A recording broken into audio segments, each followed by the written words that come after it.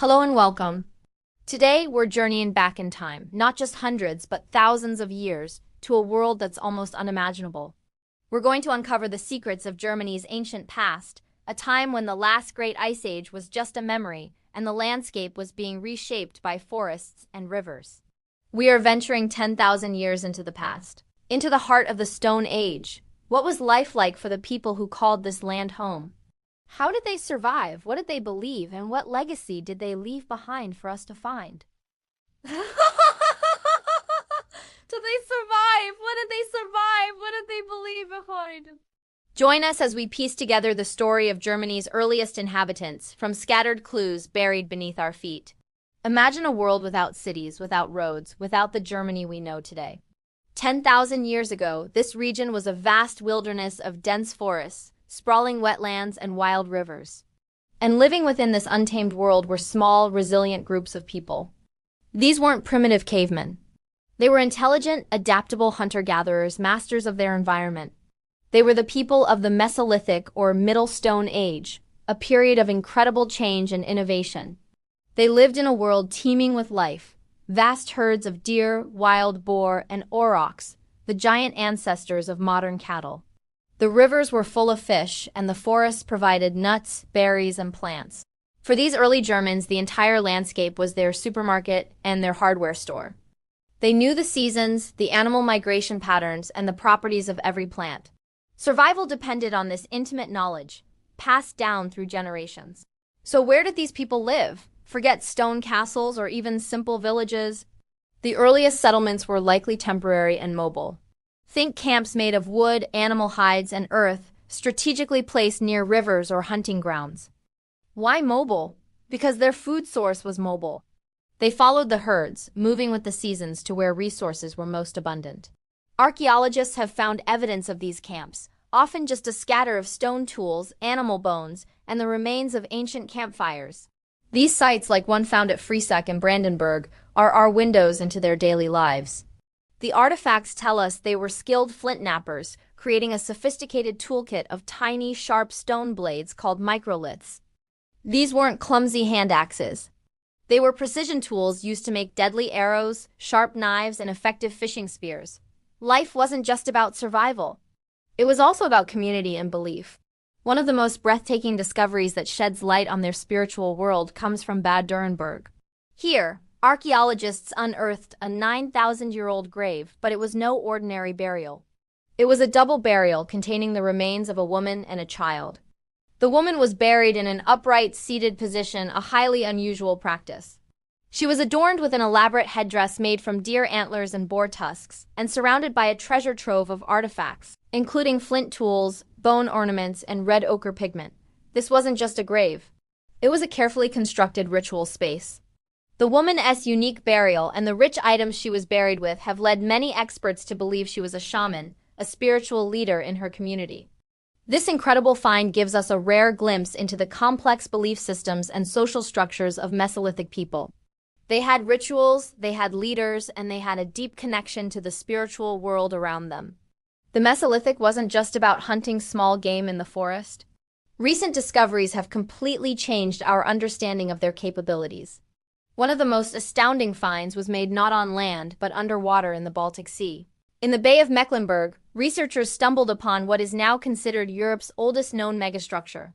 Submerged beneath the waves lies a wall of stones, nearly a kilometer long, built with astonishing precision. Dating back around 11,000 years, this structure was built on what was once dry land next to an ancient lake. What was its purpose? It's believed to be a massive, sophisticated hunting lane. The wall would have been used to funnel vast herds of reindeer into a bottleneck, either into the lake itself or towards a waiting ambush of hunters. This wasn't just opportunistic hunting. This was large-scale, coordinated, and brilliantly engineered. It shows a level of planning and social cooperation that scientists had never before attributed to hunter-gatherer societies of this era. It proves they could manipulate their landscape on a massive scale to secure their survival. So we have these highly skilled hunters thriving in a post-Ice Age world. But this way of life, which had sustained humans for thousands of years, was on the brink of a monumental shift. From the southeast, a new idea, a revolution, was slowly spreading across Europe: agriculture. The transition from hunting and gathering to farming was one of the most significant changes in human history. It didn't happen overnight. For a long time, the old ways and the new ways coexisted. The last hunter-gatherers would have encountered the first farmers. Imagine the interactions, the exchange of goods, ideas, and technologies. The farmers brought with them domesticated animals like cattle and sheep and crops like wheat and barley. They built more permanent settlements, creating the first true villages. One of the most famous early farming cultures in Germany is the linear pottery culture, or LBK, named for their distinctive decorated pots. This new way of life offered a more stable food supply, but it also came with challenges. Farming was hard work, and early agricultural communities were more vulnerable to crop failures and disease. Genetic studies show that the transition wasn't just a simple adoption of new techniques. There was intermingling between the incoming farmers and the local hunter-gatherer populations. The story of this transformation is written in the DNA of ancient skeletons. We see the genetic markers of the farmers gradually becoming more dominant, but the hunter-gatherer lineage never completely disappeared. It was a complex period of cultural fusion and replacement, a slow-motion revolution that would forever change the face of Germany and Europe. The dense forests were slowly cleared for fields, and the wild landscape began its long transformation into the cultivated land we know today.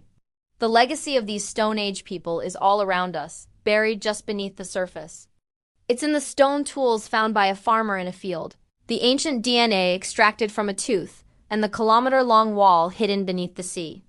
Each discovery adds a new piece to the puzzle, refining our understanding of these distant ancestors. They were not just primitive survivors. They were innovators who created complex tools, engineers who built megastructures, and spiritual people who contemplated the mysteries of life and death. They adapted to a changing world, laid the groundwork for future societies, and began the long journey of transforming the wilderness into a homeland. Their story is a powerful reminder that our modern world is built upon a foundation that is thousands and thousands of years old. The journey to uncover their world continues, with new technologies allowing us to see further and more clearly into the past than ever before. What other secrets are still waiting to be found?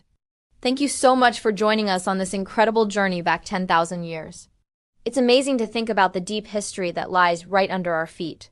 If you found this story as fascinating as I did, please hit that like button and subscribe to our channel for more deep dives into the past. Don't forget to ring the notification bell so you won't miss our next adventure. What part of ancient history do you want to explore next? Let us know in the comments below. Thanks again for watching, and we'll see you in the next video.